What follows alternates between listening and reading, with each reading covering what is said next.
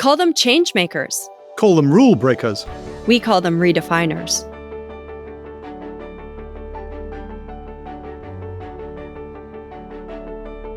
Hi everyone, and welcome back to another episode of Redefiners. I'm joined again today by my wonderful co-host Marla Oates. Hey Simon, it's great to be here. Now, before we get started with today's amazing episode, a quick reminder for all of you who are joining us. If you're watching Redefiners on YouTube, you can get all of the episodes of both Redefiners and Leadership Lounge there. And don't forget to hit the subscribe button and you won't miss a single episode. And if you're joining us by audio, through whatever channel you choose, make sure to rate us. We really love to hear your feedback. It improves what we do for you. Well, Marla, on many of our podcasts on Redefiners, we hear about heroes of their sectors, heroes of their countries sometimes. But today we're going to hear about superheroes. And we're going to learn some lessons, I think, that have applicability across a whole range of different business and broader contexts. But before we plunge into that and think about the superpowers of leadership that we might consider, what, Marla, if you had to choose a superpower, would yours be? I think for me, it would probably be time travel. Do you remember on Star Trek when it used to be, beam me up, Simon? No airplanes, no trains. I'd love to be able to time travel instantly. How about you? What do you think your superpower would be? Well, I would like to continue to bottle the preternatural patience that you have with me and my technical inability, Marla. But I also, and this is uncanny, I would also select time travel. I'm a spoiled historian, as listeners to the show will know, and I think it's a skill that our guest today, and we'll come on to this, is also a great fan of. For sure. Well, Simon, superheroes actually have some things in common with leaders. Like superheroes, leaders are often called upon to exhibit courage, prioritize the greater good, give people hope, and inspire others to action. But while superpowers have inherent powers they're born with or that they gain as a result of some freak accident, leaders often need to develop these abilities through experience, mentorship, and a continuing commitment to personal growth. That's right, Marla. And our guest today has shown all of that and developed that superhero leadership mentality in volumes, because he is Peter Cuneo. Peter has completed 7 turnarounds. He is famous for several of them, but the one with which we might begin the show today is the Marvel Entertainment Inc. story. Peter was involved in the leadership team there right at the head of it for 10 years, from 1999 to 2009, first as chief executive and then as vice chairman of the board. And he took an organization, a business, which, as many of our listeners will know, was coming back. It was a post-bankruptcy company, and took it through a period of extraordinary transformation, leading to the point at which it was sold to Disney for $4.5 billion. It's not the only time he's done it. He's done it with Clairol, he's done it with Remington, he's done it with Black & Decker, and so impressed are his peers by this that he's been named as one of the leading turnaround CEOs in America. He's also got his own podcast, fittingly called Superhero Leadership, and I think we're going to hear a little bit more of that as we go on. But the other thing that endears him to me particularly is on his website, where you can hear those podcasts and read about some of his lessons for leadership. He also encourages people who want to stand out as leaders to read history. The past is prologue, and so we might delve into that too. Peter, welcome to Redefiners. Well, thank you very much. I really appreciate it, Simon. Thank you. We've touched a little bit already on what you're most famous for as a turnaround CEO. It's essentially a risk-taking business that you were engaged in. And we're going to talk a bit with you about how you've done that and the recipe for success. But before we go there, can we talk a little bit about motivation, the why you have led in the way that you have? Well, I think it all starts with the fact that I was born. I like to say I was born with an adventurer gene. Now, I want to say I'd be remiss if I didn't say to Marla that she just mentioned, you know, born leaders and so on. There are no born leaders, in my opinion. No one is. He or she is never a born leader. You will hear that people say that, but you become a leader through your life's experiences, starting when you're very young. And so part of the reason I became a risk taker was when I was young, the way my parents behaved, the way my grandparents behaved. My grandparents were immigrants. So basically, they took a risk coming to the United States and making a life for themselves. And they were middle class and they survived the Depression and they did okay. They worked hard and they did okay. And my mother was an EMT for 30 years. She worked the 4 to 12 shift, put me in the back of the ambulance, and I went out on calls with her. I didn't do anything except watch, but I saw my mother in action. And I grew up with a action-oriented working woman who took risks with people, with their lives. And so that was my model growing up. I didn't really think about it consciously. But I think it's interesting because, as you mentioned, I've done 7 turnarounds. But actually, the first turnaround I was in, I didn't choose to go into. I was thrown into it by my boss at the time. I had no idea I had any um, skills, if you will, in turnarounds. And I was actually pretty down emotionally for about 6 months. And then we started to get results, and I began to see it was about leadership. And over a period of the first, say, 2 turnarounds I did, I became addicted to turnarounds using a diversity of people working as a team. It gave me a tremendous high. As far as human beings go, most human beings don't want to take risks, which is natural, the more normal thing. But for me, the challenge just does something for me. Well, that's certainly an impressive, track record, Peter, incredibly differentiated. And look, you mentioned the 7 turnarounds. We wanna talk a little bit about Marvel. You went into a business that you didn't know, and we think of Marvel today as this hugely successful company with all of these entertaining characters. You think about all the movie titles and some of the top grossing films of all time, but this wasn't always the case.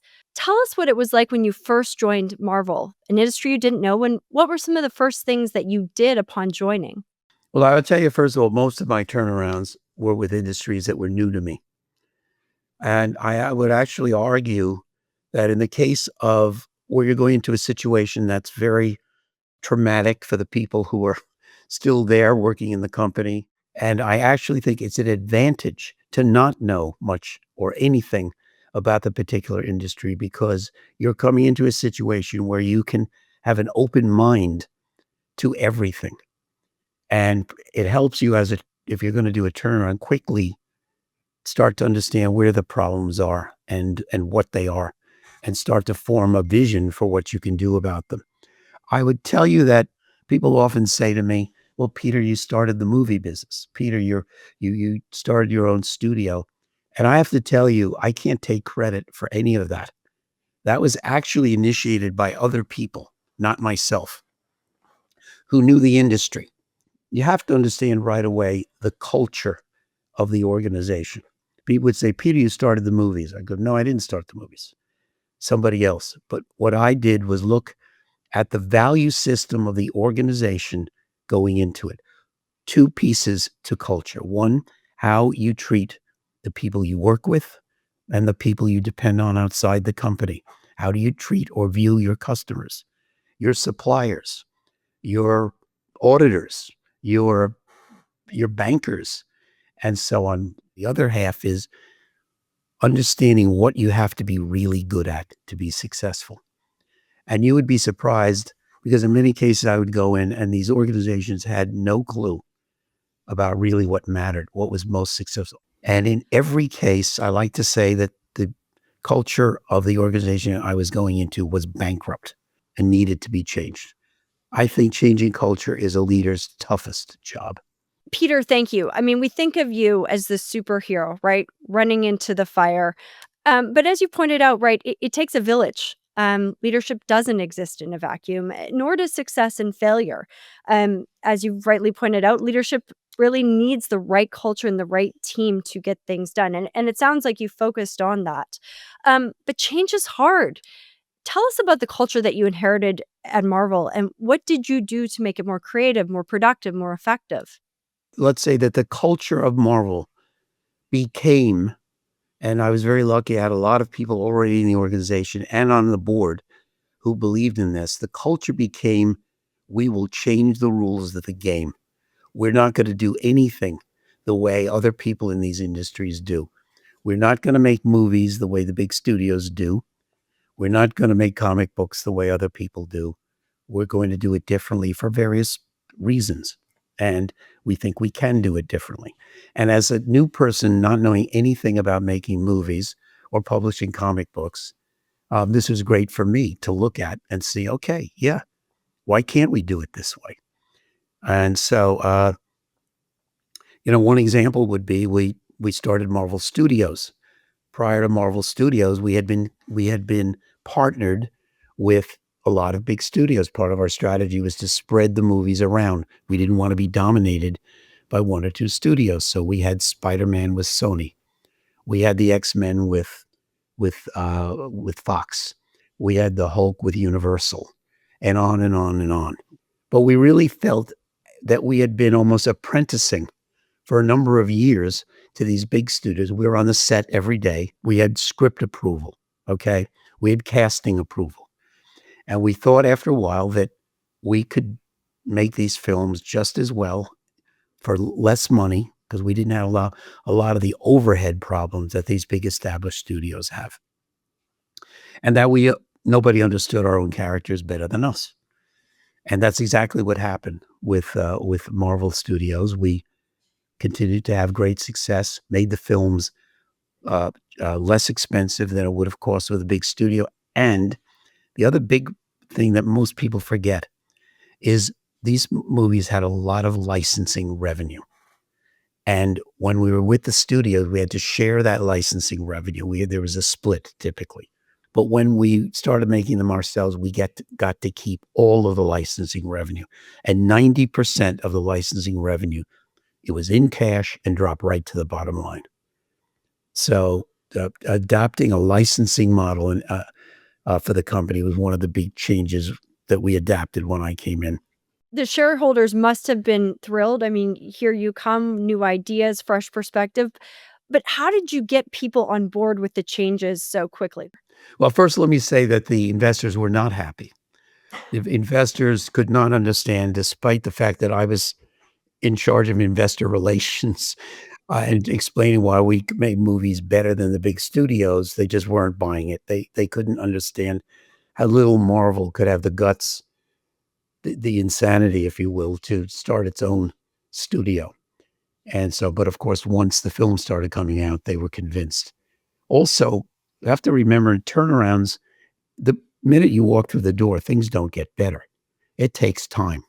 It could take a year. In fact, when I came to Marvel, Marvel was a public company on New York Stock Exchange. The day I walked through the door, the stock was $7.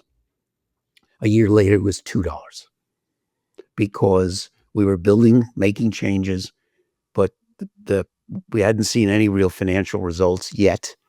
And the investing public thought, we're going back in bankruptcy. But X-Men was a huge hit, and all of a sudden things started to change. I believed very much in featuring our A-list of characters. You know most of them. They're still the same today, basically. A lot of changes over time. You can't simply say to people, give a big speech in front of all the employees. Here's our new strategy, and here's our new culture. And suddenly everybody behaves differently. And no.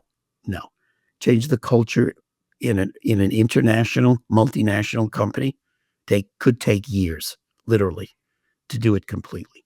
So it's more about being a cheerleader, celebrating success, even the little ones, because you want to show the organization that you can be successful. But it's also behaving as the leader in line with the culture that you're talking about. Because if you don't behave and support that culture with your own actions, okay, then no one's going to believe you. The one thing that CEOs, leaders in any situation, business, non-business, whatever, is you must build trust. And the only way you can build trust in the organization is to behave in a way that backs up what you're talking about. And Peter, thinking of the governance counterpart to that, how did you convince the board to take a risk like that? In retrospect, it was a fantastic success, but at the time, given investor pressure, given what you'd inherited, it must have seemed like an enormous gamble to the board. Actually, no. And as I said, I inherited an outstanding board, and many of the people on the board were turnaround people, as it turned out. Or we brought in more that were turnaround people that understood that it had success and understood what it takes to move a big company in largely a completely different direction. And so, and we found some people who are actually in the movie business, in the comic business, who also had that mentality. They were rare, but they had that mentality as well. So I really didn't. And a guy named Ike Perlmutter, who was up until recently the largest shareholder in Disney because we sold to Disney, was the guy who took Marvel out of bankruptcy, actually. He was also a risk taker. And an example is at one point, I guess about that 1 year period, he took a $200 million loan on his own signature from a bank to put into the company to allow us to do a number of things that were important to us. One of the things we used that money for was to completely redo the financial stack, I'll call it, of the company, which most people think when you come out of bankruptcy, you're cured, meaning the financial situation is cured and it's right for the business. In fact, it isn't. It's what the creditors would agree to. It's not necessarily what's right for the business. And Marvel had that situation. And we were able to use those funds to completely redo and take a huge amount of pressure off us. I often say, as a leader, I don't have much vision, but I'm great at grabbing other people's good ideas. But I would sell my ideas to the organization. Sometimes you don't walk in and here's what we're going to do. It takes a month or two talking it through.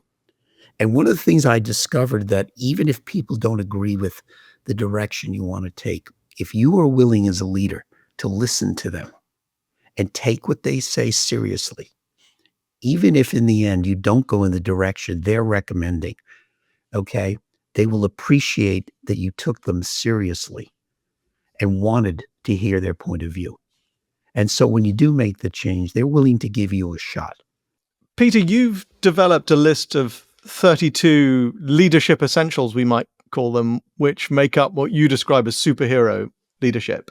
And for us at Russell Reynolds, the component parts of leadership are obviously very interesting indeed. If you were to pick perhaps 3 of your superhero qualities, what would they be, and which are the ones that are hardest in practice for leaders to display, do you think? Well, first, I might talk a little bit about how I created these 32. By the way, they're now 28 essentials because in writing this, I'm writing a book. It'll be out February 4th. It's called Superhero Leadership with Peter Cuneo. It's the 28 essentials of leadership. You're right. It has been 32 for about 20 years because I started it 20 years ago. But we in doing the book, we consolidated a few together. These essentials for superhero leadership are principles, behaviors, opinions, instincts that I think I've learned through my time as a leader. And the history is very simple. About when I was the second year, I think, in Marvel, we were really starting to do well. I was asked to give a talk about leadership to a large group. Interestingly, you would think I'd thought a lot about leadership consciously before that, but I really hadn't. It's my personal list. It is not meant to be the list for everyone. I encourage people to look at the list and grade themselves. No one else is going to know your grade except you. Okay. But be honest with yourself. People often say, well, Peter, after, 20 years of doing, you must give yourself an A on every one. And actually I don't. There are still ones because I'm human and I have my flaws, and I'm happy to get a C on some of these. And which are the toughest ones? Well, there's no question that the toughest one, I think, was number 18, and is having the emotional maturity to understand that as a leader, you're going to make people unhappy, and they're not going to like you. You're going to be unpopular. Even good change will upset human beings. And you have to be comfortable with that. Otherwise, you cannot be an effective leader, at least not in turnarounds. Leadership, the key, one of you mentioned in talking about leadership earlier, mentioned the word courage. And that's the one, if I had to pick one word to go with courage, with leadership, it would be you need to have courage, because change requires courage. And many people are poor leaders because they just can't bring themselves to be unpopular, to upset other people, and make the changes that are needed. So I think that is the hardest one of all. Well, Peter, you have certainly demonstrated a huge amount of courage over the course of your career, your 40 years operating on boards, the 7 turnarounds. You could have easily retired. You could have easily retired, hung it up, spent time with family and friends. Why did you start your leadership podcast? Thank you for asking that question, Marla. I really appreciate it, because I have become, over the last, I guess, 10 years, very concerned about this status of leadership in the world in general today. I think we have less good leadership in the world than maybe ever in human history. And I know that's a big statement. My message is, how can we have better leadership in the world? And in particular with young people. Young people are not learning leadership. Why? And what can they do to change that if they aspire to leadership? Or what can a current leader do to get better? And so there's a lot of things on my website as well, petercuneo.com, that talk to that.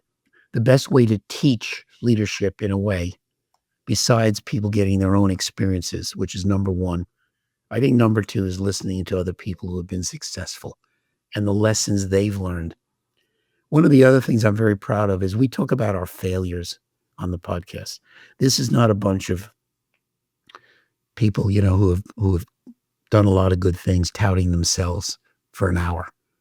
Hardly. It's the opposite. We're all human beings. We all make mistakes. We often say that you have to fail to succeed. That learning from failure, that learning from adversity as well as success, we often ask our guests on Redefiners whether there was a moment as they look back on their careers that redefined them, whether because it was a success or because it was a failure or it was something else that was formative. You've given us some clues, but what would you say your redefiner moment was? I am a Vietnam veteran. I was a Navy officer on a guided missile destroyer off of North Vietnam. I did 2 tours. One of the jobs that we had in Vietnam is what's called plane guarding.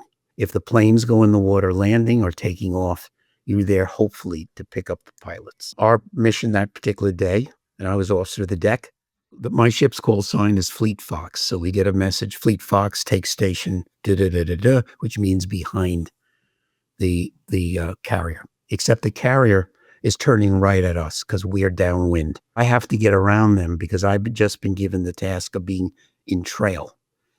Okay, not in front, as it turns out. So as I'm passing the carrier, I have to give orders to bring the rudder over so that we start a very tight turn. But I'm too close to the carrier, and I'm going to end up on the far side of the carrier, not behind the carrier. But I have a trick on my sleeve, which is we have 2 engines on my ship. And if I literally back full, the engine on the side of where I'm turning and go full forward, on the other engine, it tightens the turn of the ship dramatically. As it turns out, we hit the mark perfectly. And then I noticed that the carrier is flashing signs. And after they're done, I said to the captain, "What did they say, Captain?" And he said to me, "It was for you, Cuneo." I said, "What was it?" And he said, "Bravo Zulu." So in the Navy, Bravo Zulu means well done. The captain of this giant ship is sending a 24-year-old a personal message, "Great job." That was the point at which I knew I had to have a life of leadership in some way. I didn't know what way. I didn't know how serious, but I had to be there. I love that. And in your leadership principles, I mean, you talk about being a cheerleader and allowing others to dream and celebrating success publicly. Well, look, we've come to the part of our conversation called rapid fire questions. And this is really an opportunity for our listeners and Simon and myself to get to know you even better. All you have to do is respond as quickly as possible. Are you ready, Peter? I'm nervous, but yes. Don't be nervous. All right. Well, we have to start with the obvious question. If you could wake up tomorrow with one superpower, what would that be? Oh boy, I'd like to be able to read my wife's mind. Peter, since you were in the movie business, if and indeed when someone makes a film of your life, who would you like to play you? Unfortunately, he couldn't be cast, but I always loved John Wayne. We've talked a lot about turnarounds. Tell us, outside of work, do you have a favorite hobby? I used to play golf, but I've had my spine redone, so I can't play golf anymore, but I definitely loved golf. I love the idea that you have a mental process and then a physical process, and you get immediate feedback on how it Yeah. came out. You're in the water with your tee shot or you're not. What is your one piece of advice that you would give any person who's aspiring to be a next gen leader? The reason that people don't learn leadership or don't become good leaders in today's world is a lack of face-to-face interpersonal relations experiences with a diversity of other people. Because in the end, diversity forms the best, strongest teams. And I know I've always had diverse teams, and I think it's been a big part of my successes. I love that, Peter. I will come up to Connecticut for a face-to-face and indulge in a wonderful glass of wine with you. Look, thank you so much on behalf of Simon, Russell Reynolds, myself. Thank you for joining us on Redefiners today. All right. Well, thank you very much. I enjoyed it. Great questions, which is always very stimulating for someone like me. Thank you, Peter. Thank you to all of our wonderful listeners for joining today. I hope you enjoyed the episode and time with Peter as much as Simon and I did. We hope you have a great week ahead and look forward to seeing you on the next episode of Redefiners.